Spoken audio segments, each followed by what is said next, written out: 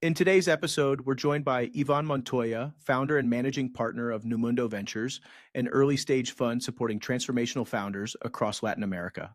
Born in Colombia and raised in the US, Ivan combines over 20 years of Silicon Valley operating experience with a deep commitment to the region's entrepreneurial growth. After starting his career at McKinsey and building through the dot-com boom, he began angel investing in 2018, backing breakout companies like Jeeves, Belvo, and Kaseya.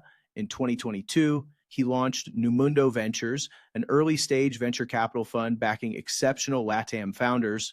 In today's episode, we dive into what product market fit looks like at the earliest stages, what makes great founders, and why now is the moment for Latin America. Ivan, thank you for making it happen today.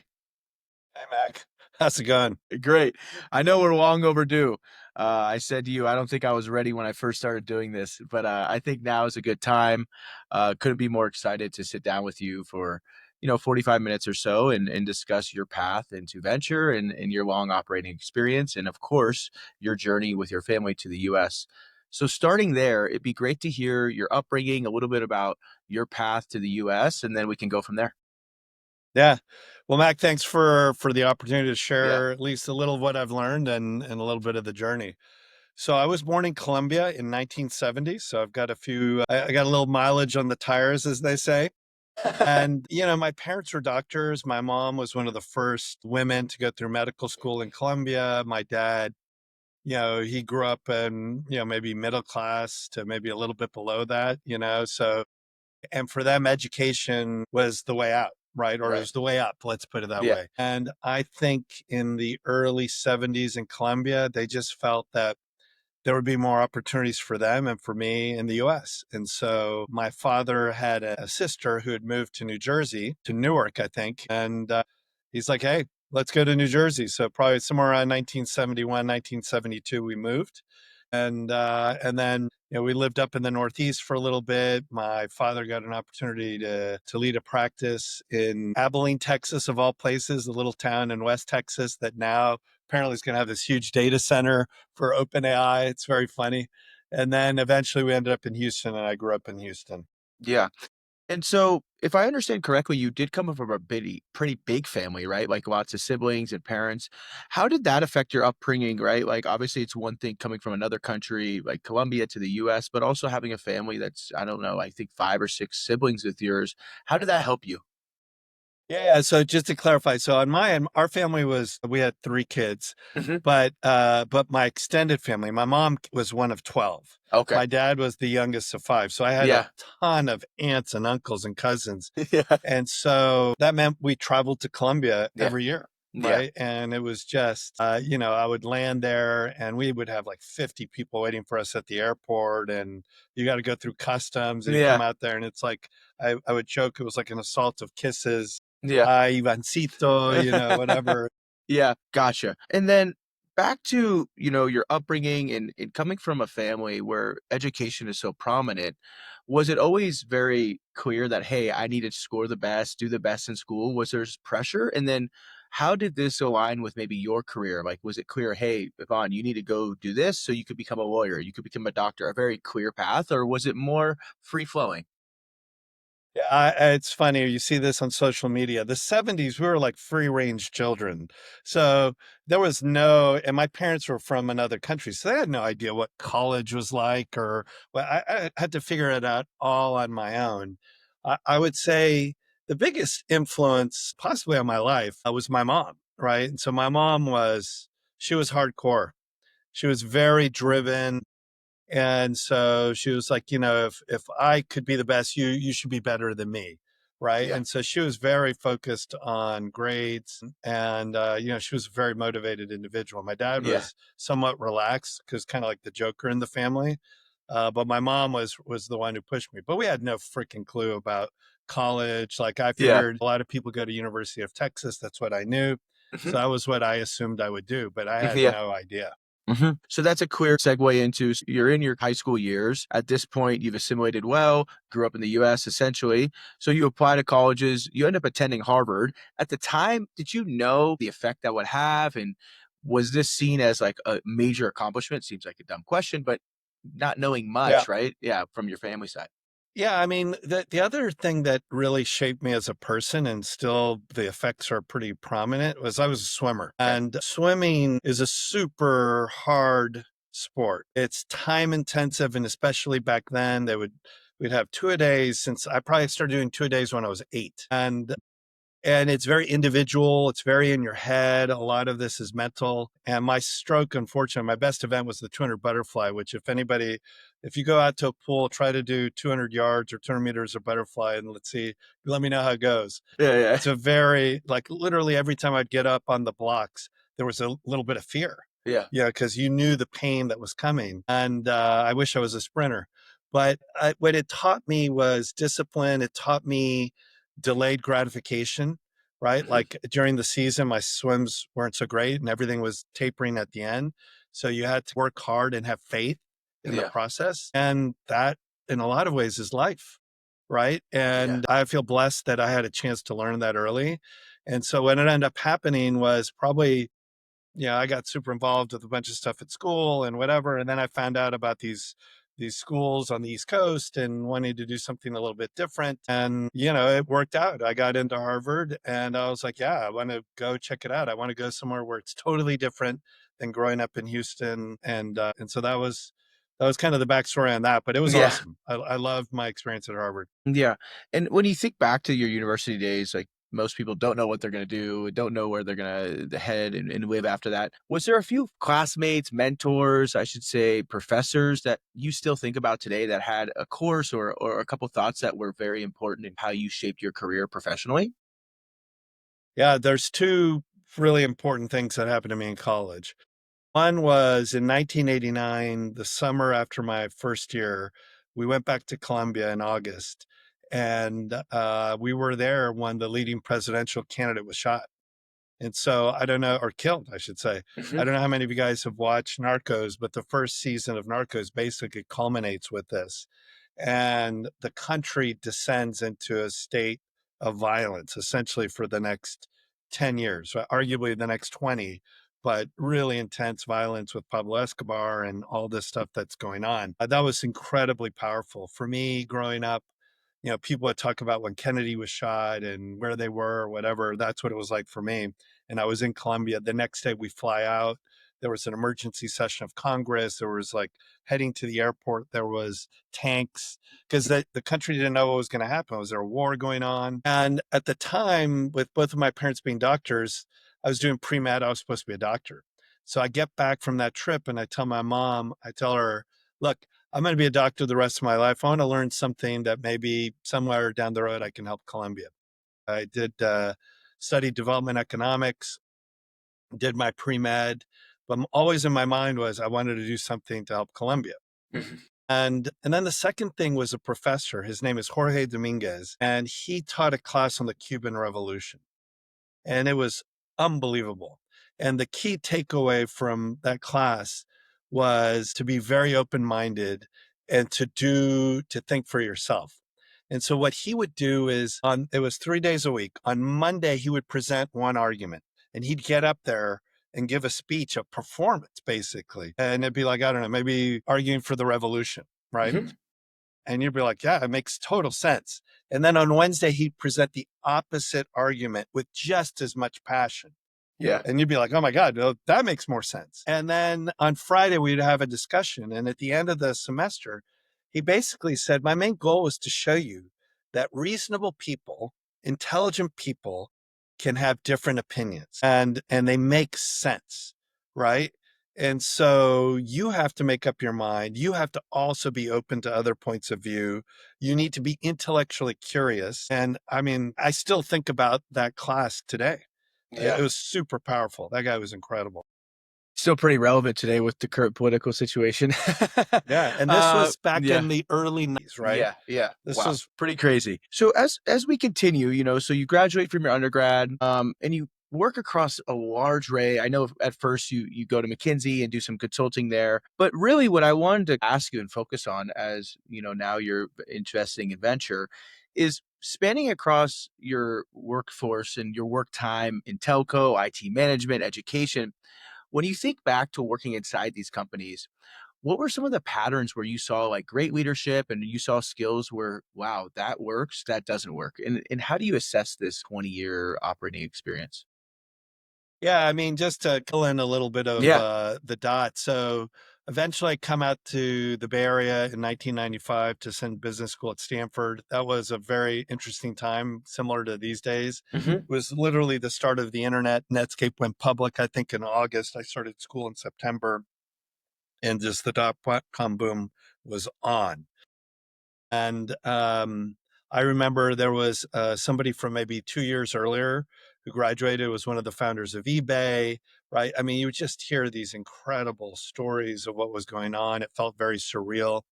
And eventually I worked in a bunch of startups and, and I worked at ones where it went public and we're on top of the world and literally the market crashed.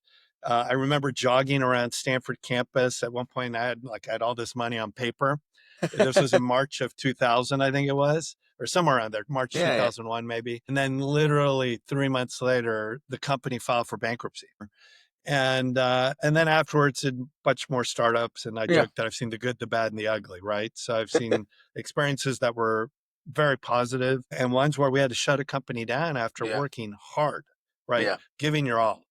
And I think the main things that I learned were number one, there is pre-product market fit and post-product market fit. And we didn't have that language. No, Like I what? wish we had the language of product market fit. Yeah. That back then they used to talk about What was it escape called? velocity. Escape velocity. Okay. Has the company reached escape velocity?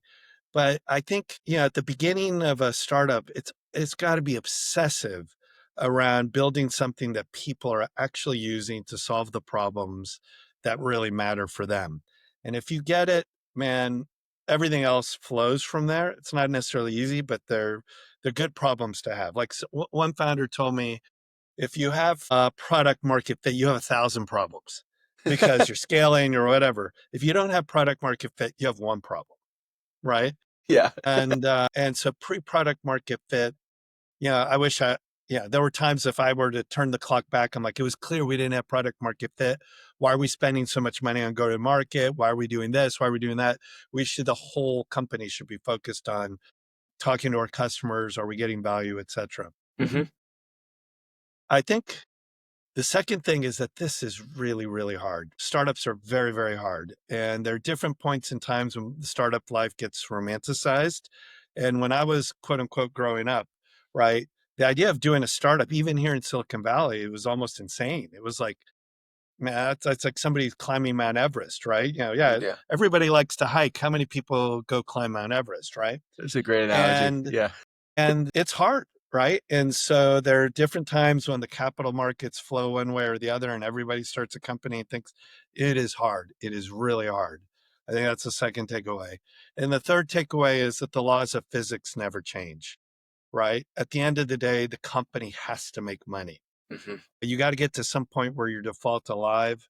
Obviously, there's situations where you got a capital intense business. So I'm not saying you don't Yeah. raise capital, but if you don't have a business that's fundamentally sound, it's a game of musical chairs and you're just hoping that you get another round and survive.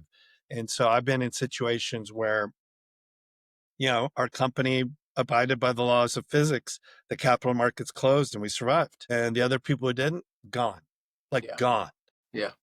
And so I would put product market fit, laws of physics, and it's hard. Yeah. And it's hard. Before we cut into some of your path into angel investing, which is very exciting and interesting, and also somewhat crazy, right? A lot of angels don't make money. When you think back to the leadership teams, right? So operating across so many different verticals in the startup ecosystem, when you think of the great founders, and you can point to some, or you don't have to, like in general, what were the qualities that you identified when you think back that now actually have an effect as you as investor? Look, I do not want to give the impression that I'm like omniscient or whatever, right? No, So of course. there are a lot of Yeah. founder types that I haven't had a chance to work with. Yeah. So what I'm going to share with you, it's almost like my type. Yeah. Who do I enjoy working Yeah. with, right? Yeah. Which may not be representative of the full set. Hmm. People who are, you know, both humble and competitive. Okay. That's an interesting combination. Yeah. So the humility, basically, what I tend to see is people who want to learn. Like they know they might have a sense of ego for Yeah, sure, yeah, but they know there's more to learn. They can get better. Right. So I talk about how I love to back learn it alls, not know it alls. Right. And so there's a certain level of humility and curiosity, which is key, I think, because the path is going to just go like this. And so you got to be able to adapt a lot. I also really respect, second thing is you got to be competitive. There's got to be a hunger, this desire to build something, hmm win, whatever. And then the third thing I would say is there's some level of calmness in the storm, and then maybe it's not even so much storm. There's so much noise. Whether it's an HR issue, whether it's a customer problem or a bug in the system that crashes the servers, right? There's so much thrown at founders on a daily basis that an ability to stay calm, to see what's going on, and really focused on what you yeah. got to get done. So this perspective obviously came to fruition as you started getting into angel investing, as you know, and we've talked to many times, and we have friends that do this. Most people say, "Why do this?" Angels lose a lot of money. Not many make it. It's the glamorous of the one or two that we hear in the news or on social media. At what point did you say, "I'm going to decide to start doing this in the first place"? And what was your belief? I know the path. I remember you mentioning it, your visit back to Latin America, but I'd love to hear it from you again. Yeah. Yeah, no. So I had made some money, wanted to be an angel for a while. I'll actually give a shout out to Jason Calacanis. So I was probably Nice. one of the earliest listeners to This Week in Startups. So curiously through his experiences as an angel, I was very intrigued, right? And he had a Mhm. book called Angel. I was like, okay, I want to do this. And this is probably about 10 years ago. But at the time, I'm living in the Bay Area. There's 1,000 other people who are angels, and I didn't see if I had an edge, Yeah. or I wasn't that inspired, right, Mhm. by what was going on. I mean, some very cool stuff going on, but I just didn't know like why would Yeah. I help that founder in any way different than somebody down the street with some Mhm. money? And about the same time, I did two trips to Colombia, one in 2013 and one in 2018. And the 2018 trip was very powerful for me. I sort of felt like, wow, that the country had emerged from this period of violence and was somewhat stable. And I went to Medellin and it was just like overwhelming. I was like, wow, there's an energy here or whatever. Then I learned about Rappi and a couple other companies. And I thought to myself, wow, maybe this is, where I can help out. And I go back to when I was in college, right? Always wanting to do something specifically for Colombia, but in Latin America. And back then it was very top down thing. Like I envisioned, I would be involved in some, I don't know, some multilateral organization or finance or policy, which is a very top down way of being involved with the country. And the irony was this is totally bottoms up. It was like, hey, maybe there's some interesting companies that could be founded here and or that I could support and they could make an impact, right? Yeah. And so I told this to one of my closest friends, a guy named Alex Estevez, one of my roommates in college, who is an LP in the fund. And maybe 6 months later, he got a cold LinkedIn inbound, but from a company in Colombia called Pickup. Totally random. And he said, totally random, well, because he was a Yeah. venture Oh, partner at Excel. And so they perfect. were raising capital. And he had a Latin last name, Estevez. And he said, oh, you need to talk to Ivan. And so they came out to Menlo Park. We meet at this place called the Coffee Bar. I met 25K, and I'm like, hey, I'm going to help you raise capital. And that was kind of the beginning of the journey. I can go further into it, but Yeah. that's But that was it. to me that was the start. But to more broadly on angel Yeah. investing, I didn't go in with any master plan, right? It wasn't like, hey, I'm going to invest in this many companies. It was more like, you know, kind of a beginner's mind. Let Yeah. me try this out. It's almost like somebody picking up a new hobby or a new sport, or hey, I like hiking. Maybe someday I'll climb Mount Everest. Maybe let me start with a small Yeah. hike up Mount Tam or something, right? that was the beginning of this journey. The Mount Tam ended up being a little bit longer. But I Yeah. want to make this clear, and we'll get to more of your network driven approach and your network now connecting cross border between Latam and Silicon Valley. But at the time when you did this first check and investment into Pickup, you really didn't have this big network, right? Like this was you reaching out and putting some pieces together. So I think that would be interesting to talk about too, because now many people that maybe watch this or come across your LinkedIn or social media think, man, Ivan has a point of contact everywhere. But maybe what, 7, 8 years ago, that wasn't the case. I'd love to hear your thoughts on how you build your network in an organic way. Yeah. So this is one of the things that I think truly makes Silicon Valley special, right? Which is the ability or the community that exists that supports each other. And particularly when it's around startups, that opens their arms and doors to you, right? So another important figure in my journey is this guy, Gary Little. So Gary Little is the founder of Canvas Ventures. He's been in venture for, at this point, almost 30 years. And I went to Gary. I said, Gary, I'm an investor in this company, basically the equivalent of a pre-seed startup in Colombia in 2019, right? And so it's like, no, we don't invest in that. And I like knock on everybody's door that I knew as a venture capitalist. Yeah. Gary said, you know what? It's not a fit for me, but I know this guy who maybe you should talk to. He does emerging markets. So this guy is a guy named Peter Livingston. So I meet Peter. I didn't know Peter, but Peter knew Gary. Gary's friends with Peter's father, right? It was one of these things. Yeah, yeah. So I have a Zoom call with Peter. I think Peter was living in Miami at the time. He was starting a syndicate on AngelList called Unpopular Ventures.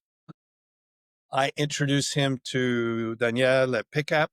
We have a Zoom call. This was like early days of Zoom. Zoom when Zoom wasn't cool. Yeah, yeah. And Danielle he's in Bogota, and we do the whole thing. And eventually, I forget the total amount, but this was one of the early syndicates for Peter. I don't know if it was his first, but it was one of the early ones. I think he raised like 500K just from the syndicate. And eventually, Pickup raised about $2 million in that round. And through that, and so it turns out that Peter went to business school at Stanford with David Velez, with Dilip from Mm. Jeeves, with Courtney from Runa. Ah, And so all of this was just random. I didn't know any of this stuff. no. All I knew was Gary said, talk to Peter. Wait. And then from there, Peter and I would collaborate. So he would send me hey, we're thinking about investing in this company. The second investment I did with Peter is a company called Yasir, which recently raised $1 billion round, and does something very similar to Pickup, but in Northern Africa. And then I would say Peter was very instrumental at the beginning, just sharing Mhm. leads. I would send him stuff. He would send me stuff. We end up meeting this guy, Ali Jamal, who also started a Yes. syndicate. And so I think when you think about a network, you don't have to be like overwhelmed. You just got to fricking start, right? Like if you want to climb a mountain, it always takes one step. So you just start. Yeah. And that's what happened in my case. And I just kept pulling on that thread over time. Yeah, and I wanted to add, and maybe you can add or maybe twist it a different way, is it also be authentic, right? So for you at that moment, you knew this is what you wanted to do. You had this connection. You knew like, hey, backing from bottoms up, founders in potentially Latin America, there was a story, right? And it was very authentic. And I think a lot of the times you weren't looking for this transactional relationships, and it happened to be more organic, correct? Yeah. Yeah. I mean, I was what's up Peter a few weeks ago. Yeah. And that was, wow, it's been 6 years. Yeah. So you get into this moment where you make investment in Pickup, and then was it clear at that point that, hey, there's something here? And then you make a second investment. At what point were you like, I'm going all in? And then what's going to be my differentiating factor? And then we can get into NuMundo. Got it. So at the very beginning, I was all about learning. I Yeah. was still working at a company. And Okay. so this is totally on the side, Yeah. right? So I invest in Pickup, I invest in Yasir. Excuse me, we invest in a company that didn't make it, right? So I Yeah, learned of that course. lesson very quickly. And then in 2020, invested in this company called Belvo in January, then invested in a company called 99 Minutos in March, then in a company called Bill Pocket in April, then invested in Foodology in July, then invested in this company called Jeeves before they launched in August. So at this point, the pandemic hit, I was to so say that a lot pandemic, of yeah. Zoom calls. And so sometimes people talk about the why now. Mhm. Like as investors, when I meet with founders, why now? Like, it's super important that there's some wave, there's some reason why your strategy, your problem that you're solving, now is the time to solve it. And for me, I don't think any of this would have happened, ironically, without the pandemic. Because what happened with the pandemic was three things. Number one, I did not have to be in Buenos Aires, in Bogota, in Ciudad de Mexico to meet a founder. Right. Huge. Yeah. Huge. Second, YC happened. Roughly about that time, YC, at least in Latin America, took off. Rappi raises a big round. And so a lot of Latin American founders basically want to get into YC. And so when somebody would go to my LinkedIn, and at the time I didn't have that many followers, but the people I was connected to were all in the Valley. So they're like, I'm going to talk to this gringo, but he lives in Menlo Park and whatever, right? But without YC and without Zoom, it doesn't happen. And then obviously the market got hot, and companies in Latin America were able to raise. Yeah. They were inspired. You start getting the Rappi Mafia. So like 3 or 4 things happened simultaneously at the same time that I was ready to do something. Yeah.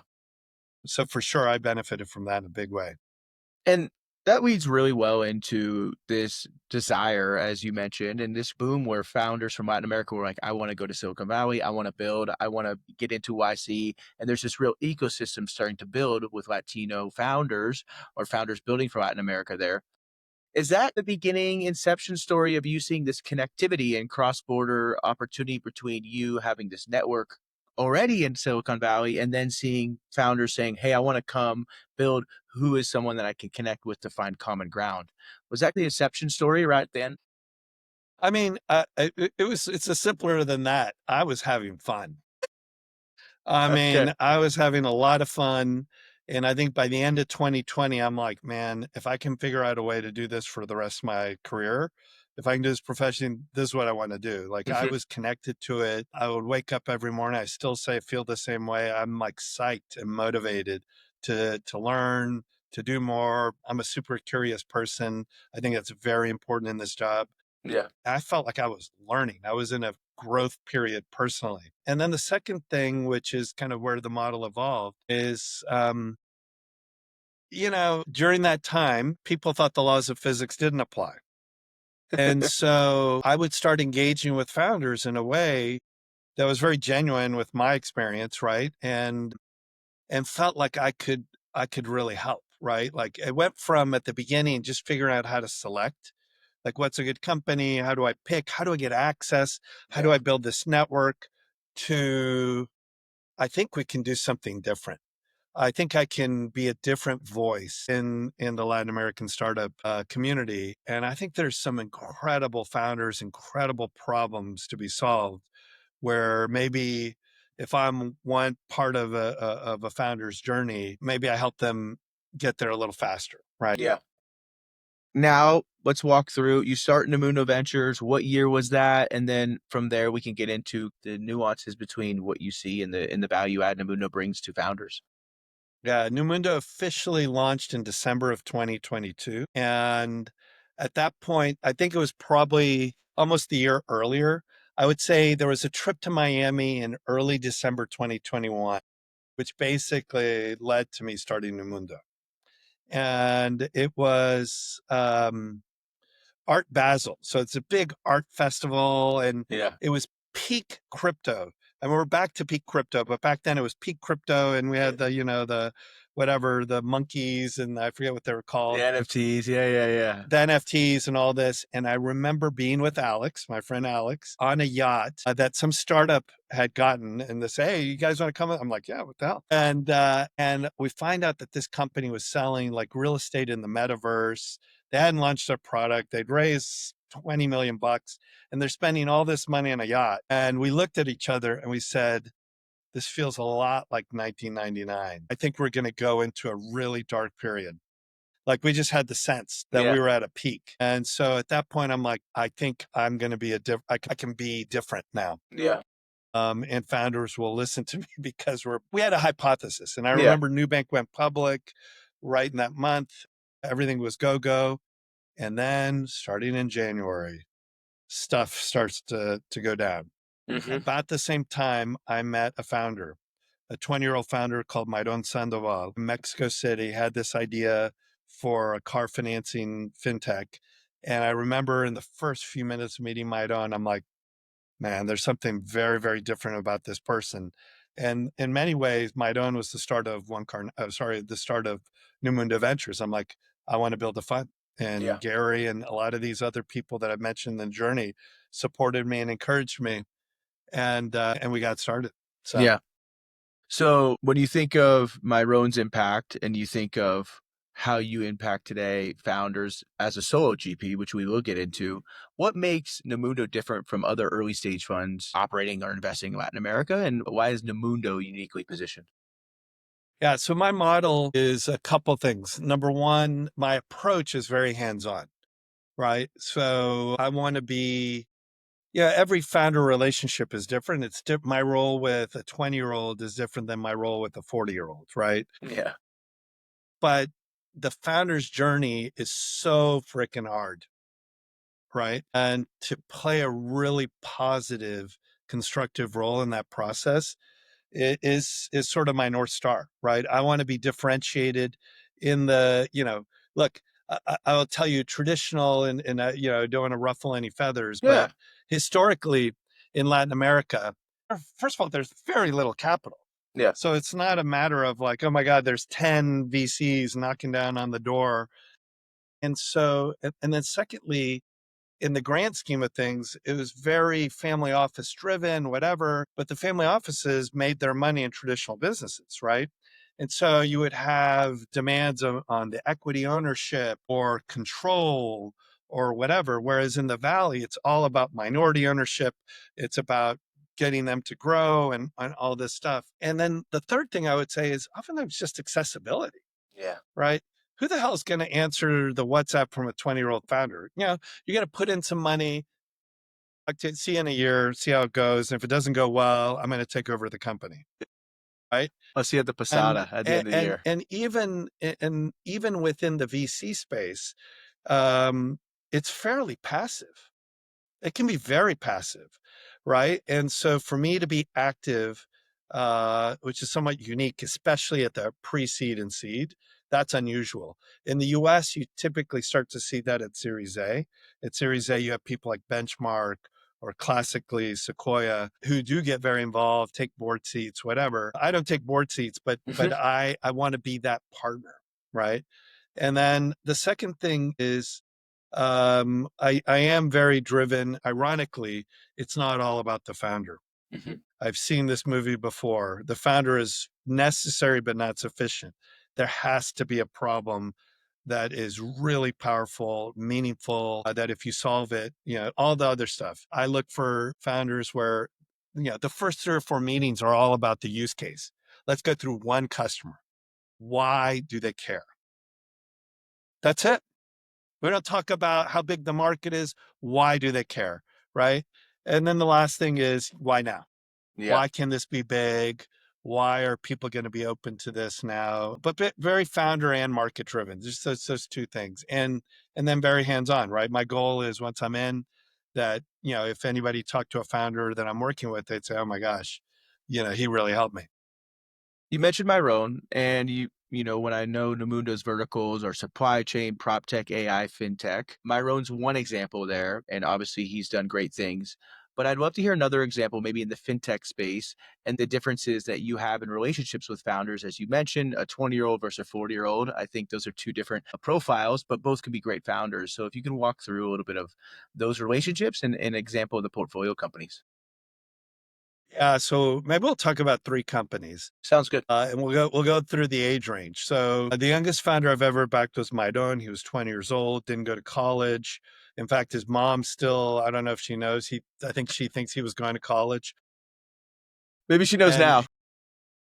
maybe, but she didn't know officially for a long, long time. But the basic idea was provide new cars to the top drivers of Uber and Didi and the other ride-sharing companies in Latin America. And at the time, those drivers made a lot of money relative to GDP. I want to say it was like 5 times that GDP per capita.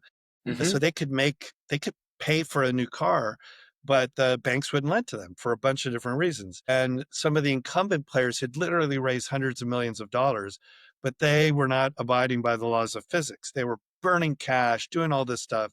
And the early hypothesis with Maidon was he could basically build the Southwest Airlines of car finance in Latam. Super efficient, disciplined model. And that's what he ended up doing. Yeah. And the role with him was from the beginning, like a personal trainer. We worked on his first pitch deck. So it was like -1. Worked on the pitch deck, worked with him for 3 months. And then at the end of that, I'm like, man, I think I found the Bill Gates of Mexico. And so I put in an angel check. I didn't have a fund, helped him close the first round of capital with a fund out of the US for the pre-seed. So I fly to Puerto Rico. I meet with Ali. He invests. Then he gets the cash flow positive quickly within 6 months. Then he raises a seed. It took a while. Carabela Capital, Collide Capital. I met with both of them, helped close them, had a meeting yesterday with Brian at Collide, right? Nice. Then the debt facility. I'm on calls with I-80 out of New York and all this. Then they closed the Series A. Then they closed the Series B, got on the call with Ricky to help close it. So at the beginning, it was a lot of capital raising, whatever, but just nonstop WhatsApps, Zoom meetings, whatever. Now, I mean, that guy is Yeah. unfreaking believable, right? And so now it's more, our relationship is different. He now has other people at the table, but hopefully, if you had Maidon on this, there's this depth of trust that the first person who backs you, the first person who believes in you is such a powerful thing. I would go to founders and say, who's your best investor? Like literally, who's your best investor? And it's something I want to learn from. And a lot of them were the first people who believed in them. And so so now it's a very different relationship with Maidon. And then somewhere in the middle is a guy named Nico Rojas from Dapta. So Nico's a Colombian founder, like Maidon, started his first company when he was very young, when he was 17. I met him maybe 10 years into his entrepreneurial journey. I'll kind of keep it short. He basically does AI for small, medium businesses, but I got a chance to meet him and get to build a relationship with him for over a year. And about a year into it, I'm like, okay, this guy is unbelievable. He's pivoted. He's really being this. You meet with him and there's this calmness. There's this sense of intellectual horsepower, but humility. And then you like see all the stuff that he does. And so again, with him, it's building this relationship. Then we work on the capital raising, the deck, everything. We help him with his go-to-market. I pull in other folks in my network, a guy named Diego Bartoli, who's incredible at go-to-market. We work with him on a messaging product, relaunch their website, launched in the US, and help him raise his seed round, which he hasn't announced, but was very solid. And he lives in the US now. So he's doing AI in the US and Latam. But again, a little bit very hands-on, but different, right? Because this is an experienced founder. And then on the other extreme, we have Cachea and Pedro. Pedro is a third-time founder. And when I met him, his company was doing about $1 million a year, or a run rate of $1 million ARR. And he launched a buy now, pay later product in Venezuela, and where there's basically no consumer credit. We're filming this on August 1st, 2025. And they just closed July at $150 million run rate ARR. So 150x in the growth of the company. He only raised $2 million. It's unbelievable. And a lot of my role with Pedro, of course, he hasn't had to raise capital because he's so profitable. So it's not capital raising. With him, it's really almost like being a therapist, right? He's got this incredible product market fit. How do you think about the company? When do you launch the next market? How do you think about Venezuela? And then using my network, spreading the word about what's going on with them, because the big goal for Cachet is getting other people involved who are super senior, have seen this movie before, to help them go from 150 to 250 to 500 in like 4 or 5 years, right? That's a super rare thing. I think, on planet Earth. I think in the time frame that he's built this company, he's on par with people like Cursor and Yeah. others, right? Right. And so, they just were at my home for the last 2 days. A lot of times when founders are raising capital in the US, they stay at our place. And he met over the last few days with some of the absolute top, top, Yes. top Yeah. VCs in the world. Yeah. And so it's him and Arnoldo. In this case, I build relationships with the entire executive team. So it's a very different thing in his case. We have to double tap, and I did do an episode with Pedro, and his story is remarkable. It's almost like unbelievable. When you think of like just his story and Kashea, the team, and you look at product market fit, there couldn't be a better example, right? I'd love to hear you share, like, Mac, when I met them, it was clear because of this, the users, the active users, the daily transactions, the monthly transactions, this was what product market fit is, correct? Yeah. So when I meet a consumer fintech, so there's a value in specialization, but it's not these questions are very basic. I asked two questions. What are your non-performing loans? So in other words, what's the bad debt, right? So if you're in a credit business and you lend somebody $50, what percentage of those end up going south, right? And then the other question I ask in a consumer fintech is, how do you acquire customers, right? And what oftentimes happens is you get NPLs super high. They're burning through all the investor capital trying to figure out how to underwrite effectively. And then on the customer acquisition, they're spending money on Facebook, Instagram, and just, again, burning a lot of capital to figure out whether people want their product. Pedro's answers, and this was like in September of 2023. He's like, yeah, our NPLs are like 1.2, 1.5. And I thought he was lying to me. You're right. And his loans are short duration. Mhm. So he had many cohorts. And I'm like, that's incredible. Okay, tell me how much money do you spend on customer acquisition or on marketing? He's like, zero. And you're And I'm like, like, what do you mean zero? yeah. He's like, yeah, it's just like this has gone viral, right? And We you're have this geometric organic growth. And when you read about what is the definition of product market fit in a consumer product, this guy, Andy Ratcliffe, who founded Benchmark Capital, is a professor at Stanford now. I think for a consumer company, it's like it's geometric organic growth. So you're not doing paid ads, whatever. It is basically, to simplify it, it's word of mouth, right? They had tremendous work. It was still small because they had $1 million in revenue, but you could just see it. It was just this curve that month over month, and they're spending nothing. And you're seeing the merchants, when a merchant would get cachet in there, their revenue would go up by 30%. So it wasn't just the consumers, the merchants wanted. So they had this huge wait list of merchants. They had this organic flywheel.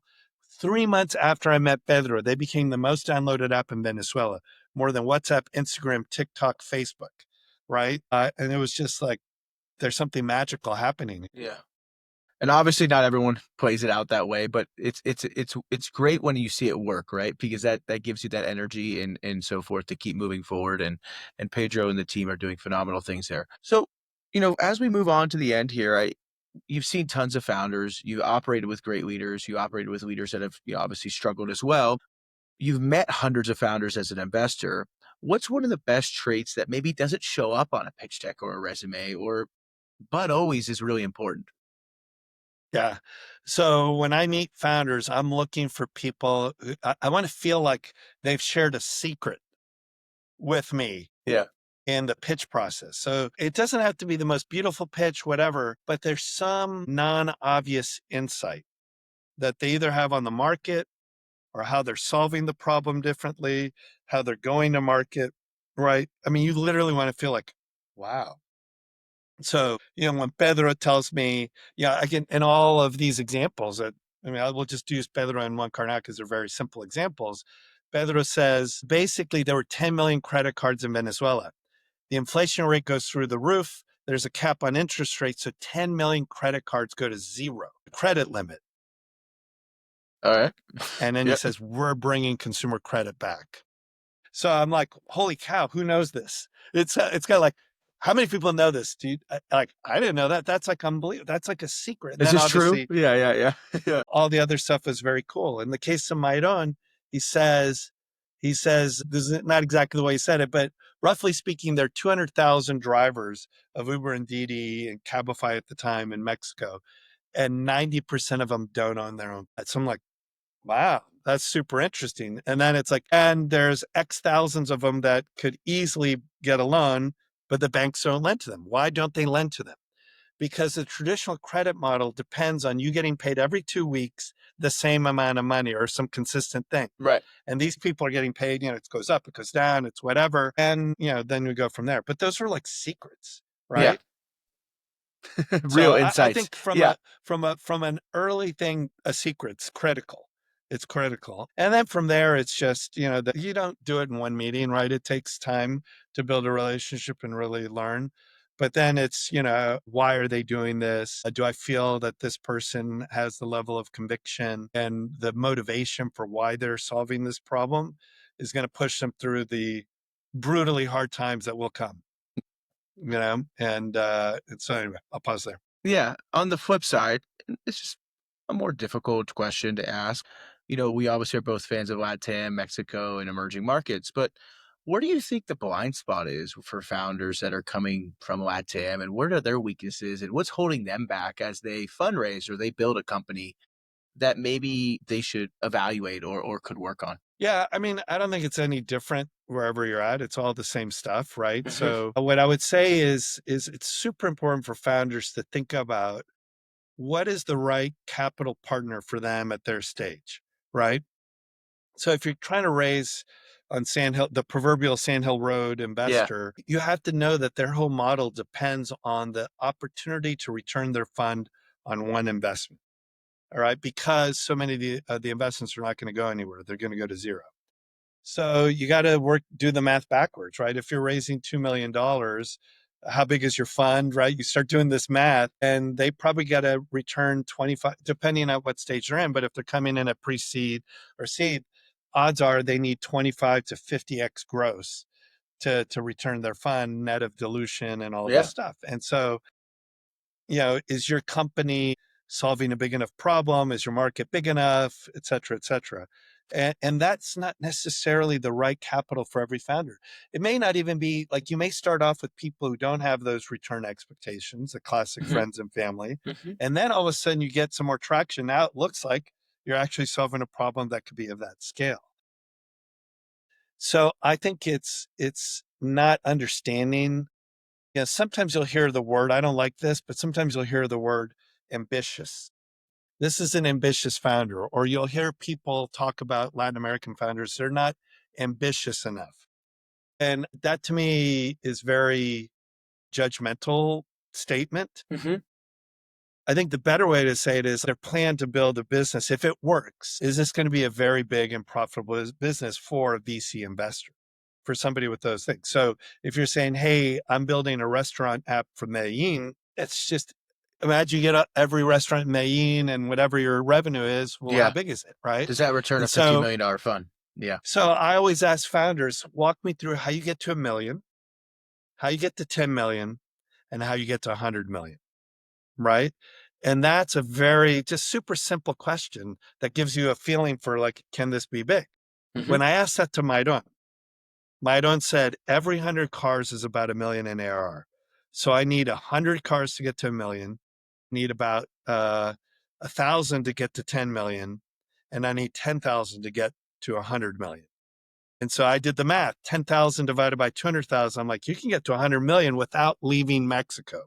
Right. Then you throw in Brazil and all the other Yeah. markets. This is a big business, right? So I think ambitious, I wouldn't say ambitious. Walk me through how you get to 100 million. If you Yeah. don't have a good answer for that, it's harder to raise VC money. Yes, especially coming in emerging market. Okay. Final thoughts. These are just, you've hinted at some of these answers. Who's had the greatest impact on you as an investor and why? I'm going to give you an odd answer. Okay. Well, You can it's cheat and kind give of me an two. indirect Yeah, if you answer. want. Okay, Yeah. so there's a guy I worked with early on at McKinsey called Rich Wong. He's now a very, very senior partner at Excel. And he started working at Excel around 2005, 2006. So now he's 20 years into it. And he has backed some incredible companies from UiPath to Atlassian, More recently, Excel's gotten involved in Cursor and others. So this guy is just unbelievable. But Rich, like I would, when I was working with him, I would run through a wall for Rich. I heard an interview with the founders of Atlassian, and they said they had their IPO. So Atlassian, I don't know what the market cap is today, Yeah. but they've been at 40, 60 billion. There was a podcast where they were interviewing the founders of Atlassian, and they said that Rich got into a ski accident, was injured, couldn't go to the IPO. He had like tore his ACL or something. So after the IPO, they had an all hands. The whole company was there. They roll out Rich, and like, I don't know if he was I shouldn't be laughing, but I don't know if he was in like a wheelchair or on crutches. It was for They him. sit him down and they honor him because he was that important to them.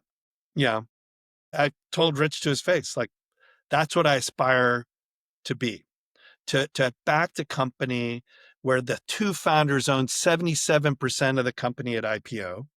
So super capital efficient. There, you don't have to burn money and give away your whole company, right? This idea that, he was contrarian in the way they did it. And he and the entire team at Excel helped them tremendously. And it's been unbelievable. Yeah. Right. So I would say that the whole inspiration about that investment, my friend Alex was the CFO, it was super fundamental. That's like what I aspire, is to back companies like that and be an investor like him.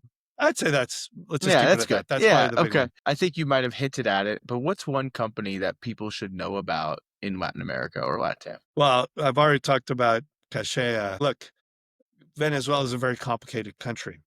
Yeah. Who knows what's going to happen? But I think when it's all said and done, if they can thread the needle, it's going to be one of the most unbelievable business stories of the last decade. And the team was here at my home for the last couple of days. They are a treasure inside Venezuela. We had a dinner with Venezuelans here in the Valley, and it's like Pedro and the team at Cash are heroes. And they met with one of the absolute top fintech investors in the world who has a relationship with Venezuela. And, they met with him at his house for 2 hours. They met with him at the Rosewood. And so it's just, it's one of these things. There's a company in Europe called Kaspi in Kazakhstan. They went public. They're worth like 16 billion on the stock market. And so, a big thing about investing early, there's this idea of being contrarian or being non-consensus and right. Peter Thiel. My hope is that this is the most non-consensus, and what I'm hoping is it's the most right. And you never know. I don't want to put pressure on those guys, and things could go. It's a lot of risk, but I think more people need to learn about what's going on there. Yeah. Last question. What do you wish you spent more time doing outside of work? I feel blessed. I feel very lucky. 20 years ago or so, I think 2001 happened, 9/11, terrible. It was hard times at the company I was working at. And I was pretty down. I was depressed, right? Through that depression, I basically rebuilt myself with a focus on doing things that give me energy, spending time with people who give me energy, doing work that gives me energy, working out because that gives me energy. And so, I can honestly answer that question. There isn't anything else that I wish I could spend more time doing, because I feel like I'm doing everything that I should be doing, right? If I was forced to do that, spend more time working out with my friends. This morning, we had 10 of us running at the Stanford track, doing track work, and we're all like in our 50s and whatever, a couple of 60-year-olds. And we've been doing this for almost 20 years, right? And I feel blessed. This morning I came home, I told my wife, I feel lucky. Yeah. And so just being able to spend time with people who give me energy, that's what I want to do more of. It's what I do. I want to meet more founders and help them and get energy from what we do. Awesome. Ivan, thanks for making this happen. I think this would be great, and appreciate you making the time. I appreciate it, Mac. Yeah, of course. That's a wrap on this episode of Cut the Check, presented by VCMX. If you enjoyed this conversation, I would really appreciate it if you subscribed and leave a review. It really helps more founders and investors discover the show. You can find me on LinkedIn at MacMeyer, or check out my website at macmeyer.com for more insights on startups, venture capital, and the Latin America ecosystem. Thanks for tuning in, and I'll catch you next week.